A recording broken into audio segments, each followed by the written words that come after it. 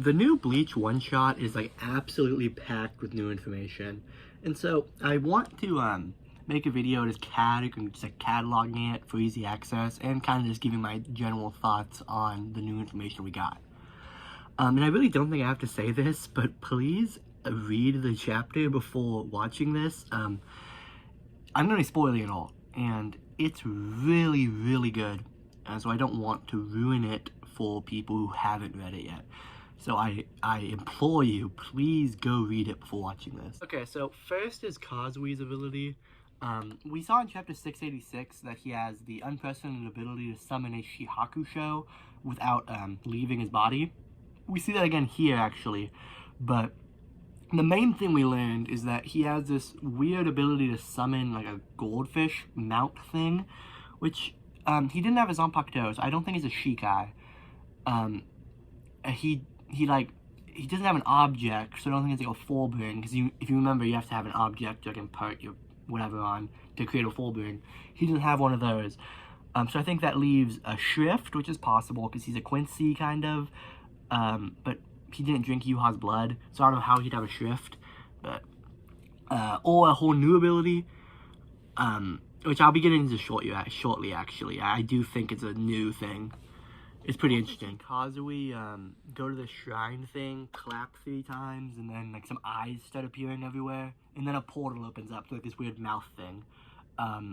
We've never seen something like that before. It's sort of like a Garganta, but it's definitely not, unless Kubo's suddenly changing the design for some reason. I don't think that's what he's doing. I think it's a whole new concept, and I'll get into that also in a bit. On a slightly less important note, we see that Ichika, Renji and Rukia's daughter, is actually being trained by Ikaku, which I think is pretty funny. Yeah, that sort of was it. We learned that she can only go to the World of the Living on long breaks, so that's something. Not all of the information is going to be very interesting. This part definitely is. We learn about the Soul Festival, which takes place 12 years after a captain's death in battle, meaning this takes place after, 2 years after Bleach's ending, because if you remember correctly, 3 captains died during that, of course being Yamamoto, Unohana, and then I forgot his name, god damn it, the white-haired dude, Ukitake. Yeah, so those 3 captains died during the 1,000-Year Blood War, and then 10 years later is the end of Bleach, and meaning this takes place 2 years after the end of Bleach, which is interesting. I mean, a lot of people thought it took place before because of Ichigo's hair, but no, it actually takes place after. And basically what this ceremony is they all, they have the lieutenants gather a hollow and then bring it to the captain's grave to murder it as some sort of like ceremony. During that interaction, we also learned that Keigo, Ichigo's friend from the World of the Living, he opened up a failing ramen shop called, I think, Spirit Ramen. Again, not all of it's gonna be interesting. Major thing though, at least some would consider it major. We actually learned that Urahara, Kisuke, he's working with the Soul Society again. We saw like bits of it, but like obviously during the like Aizen saga thing and then the 1,000-Year Blood War. But now we know he's officially working with the Soul Society again. We don't know in what form. We know he's making he's in the research development division, but we don't know if he's actually in that division or if he's just assisting them, which is a pretty major difference. Like, is he actually a squad member? I don't think so. I don't think Mayuri would invite him to the squad. I think he's still independent. He's just helping them out, which is good. I mean, it was always kind of fucked up. He got kicked out for doing nothing wrong, so it's good he's helping them again. We meet the first new character, Rindo Ataru, he's a mute guy. And we see him first hanging out with some animals. He's the lieutenant of the 7th Division, which is Komamura's squad. So my theory is the animals he hangs out with are actually the same type of things that Komamura is. Because it just seems too big of a coincidence for me that someone who likes animals so much would be a part of a squad who is run by an animal who then actually became an animal, like a literal animal. And he has like a tribe of animals also, and weird animal people. I think that's too big of a coincidence.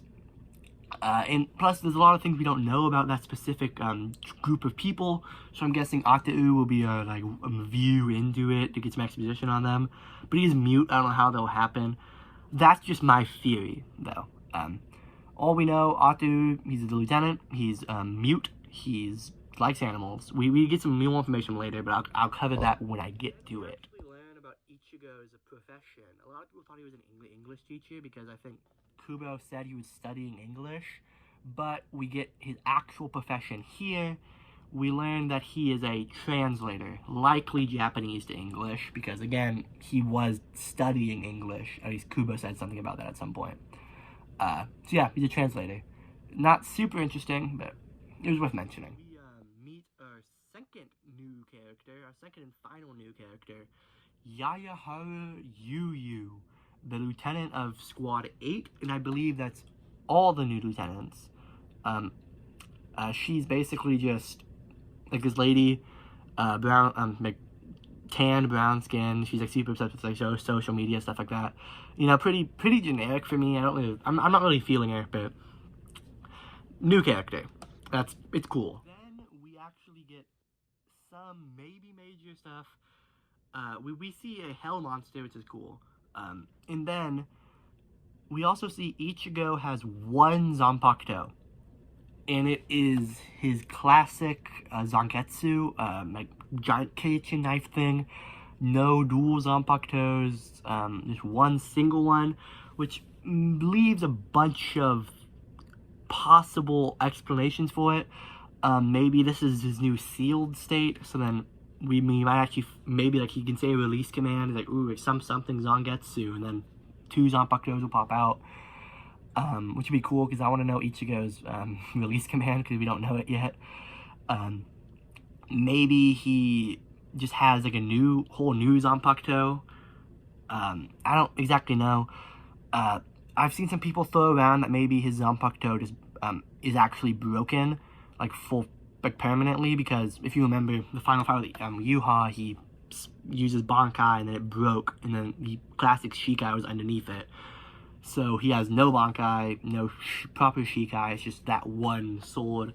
And he might have to go to like Tsukishima to get it repaired, or he might have to go to Squad 0 again to get it repaired. Maybe he's just stuck with it. I'm not entirely sure. Now, I'm very curious to see where Kubo goes with it, though. Just some personal opinion here, though. I hope he gets a maybe slightly redesigned classic Zanpakuto, with the possible abilities of his old one, the old dual one, because honestly, I'm not a fan of the dual Zanpakuto with true Bankai. I much prefer his classic, even pre-Fullbring Zanpakuto, which is very reminiscent of the one he has now. So I'm hoping, because I want to know what his original Bankai did, his true Bankai did, but I don't want to have that design. So I'm hoping he keeps this one. But who knows? I'm very curious to see where Kubo goes with it, though. Rindo Octa-U uses probably a Shikai. He's mute, so he can't say a release command, but he draws on his sword.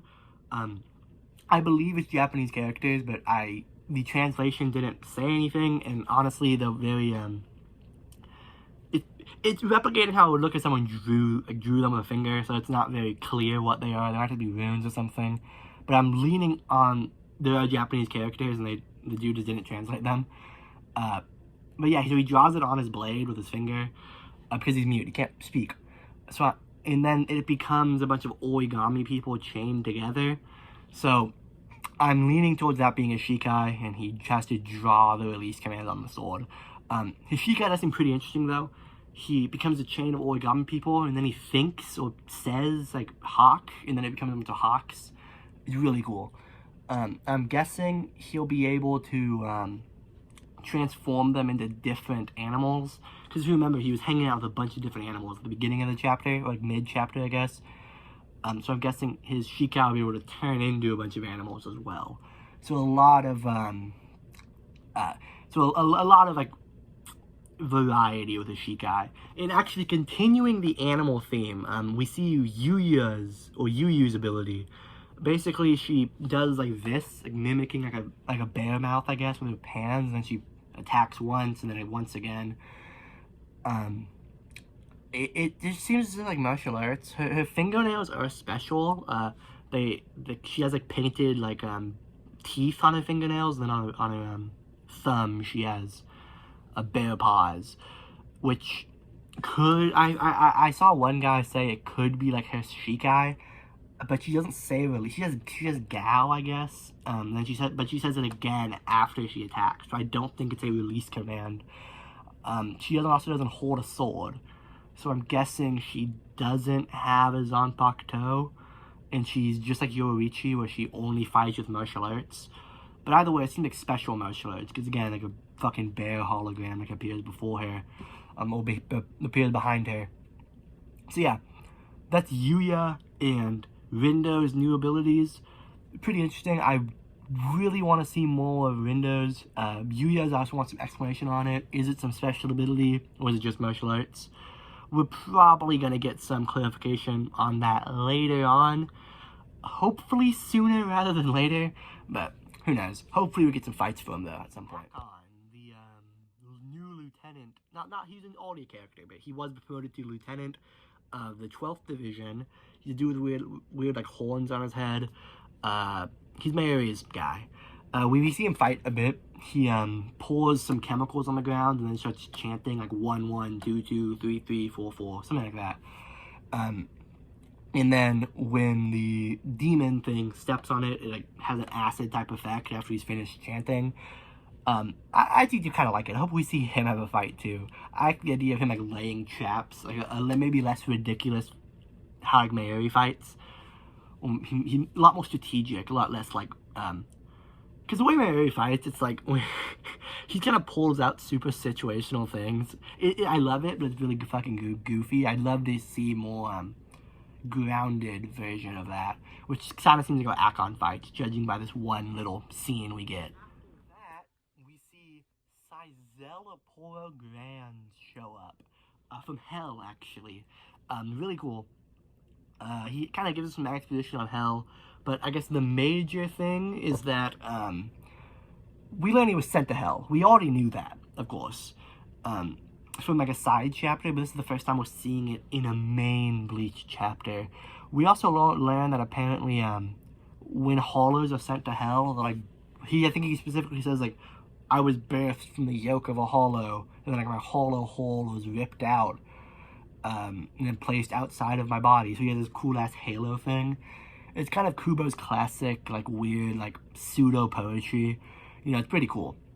But yeah, fucking Sizela looks awesome.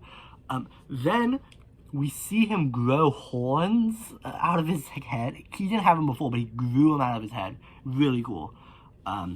He also starts like fighting with chains. Like he's sending like these cool like black chains after Renji. Really cool stuff. We see these things called will-o-wisps. Maybe they might have been mentioned before. I don't think so though. They start falling out of the sky as black goo, basically. And that leads into Shunsui actually explaining two major concepts. First, he explains Rei, a system to it's just a system of measurement for Ryatsu and Rieshi, obviously. And basically, normal Soul Reapers, they have a grade 20 Rei, right? Lieutenants have like 5 to 4, I think. And then captains have 3 and above.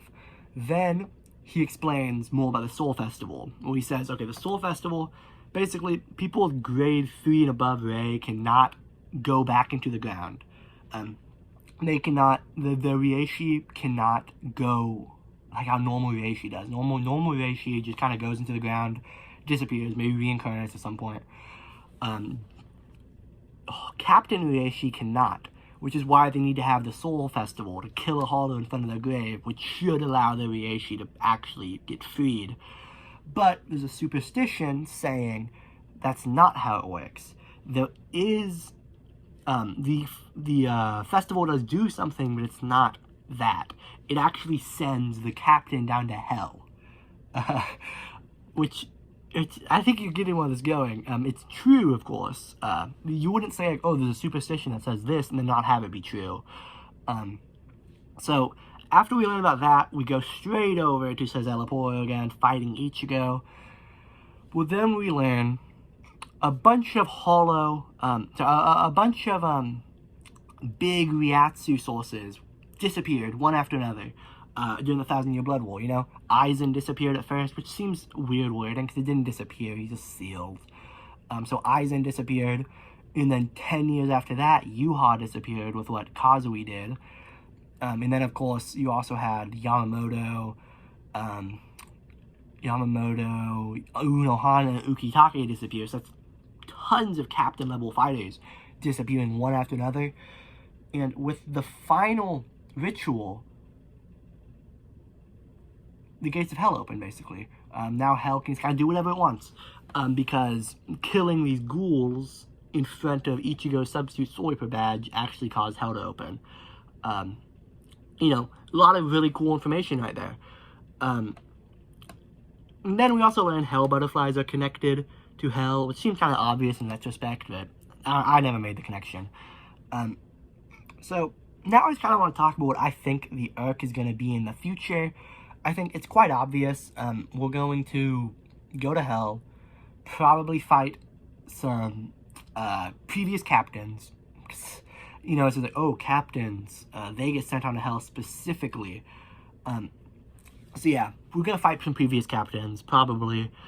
Maybe I'm really up because we see big Sogyo no Kotori pop out of the gates to hell. So I'm guessing we're gonna see Ukitake, maybe his Bankai. It's gonna be really cool. We're probably gonna see Unohana again, get some explanation on her Bankai. We might see some previous captains, maybe some previous Kenpachi, hopefully.